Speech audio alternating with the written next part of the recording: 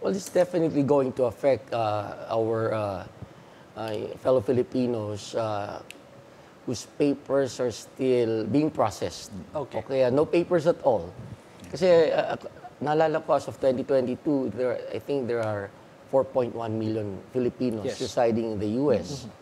So, yung mga wala pang papers, hindi pa na-settle yung kanilang citizenship, hindi pa na nakuha, sila yung maapektuhan nito. And I think this time around, President-elect Trump is very serious, in his campaign promise to get rid of the illegal immigrants, illegal migrants. So, baka maraming madedeport ng mga Filipinos, especially yung mga tinatawag natin na TNT.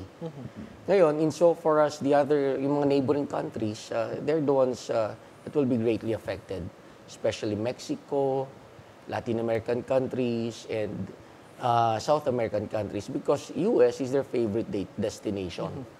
Does that mean that opportunities for, like us, Filipinos and Latin Americans to have a taste of the American dream will be totally shut down now already with this policy? What do you think? Well, not necessarily, I think.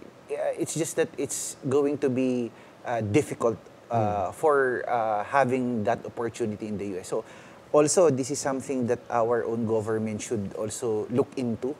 Look for other growth areas or growth countries that, migration is very much, open. Yes. We have Australia, you have New Zealand. So, but there's this colonial mentality on the part of the Filipinos that hindi mo mawawala yung living and trying to go to the US and be there and live the American dream. So ako baka it's also changing mindsets on the part of the Filipinos also because ano din baka din yun maapektuhan din na mas maghigpit yung quota ng tinatanggap ng bibigyan nila ng visa papunta ng US.